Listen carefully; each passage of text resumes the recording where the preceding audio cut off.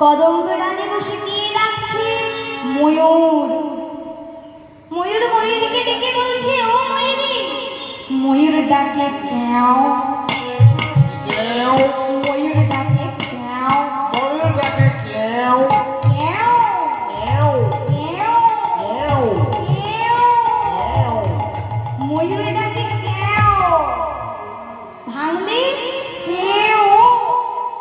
ময়ূর ময়ূরীকে ডেকে বলছে, ময়ূরী ও কে গো? কার কথা বলছে? কোকিলের কথা বলছে। বলছে আঙুল ডালে বসে কোকিল যে ডাকাডাকি করেছে, ও কে গো? ও যদি ডাকবে তাহলে যে যুগল ভেঙে যাবে তো।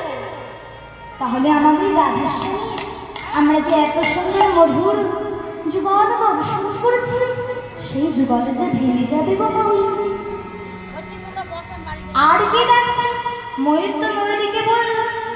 আর ময়ূরী বলছে, ময়ূর গো কেন ডাকাডাকি করেছে জানো?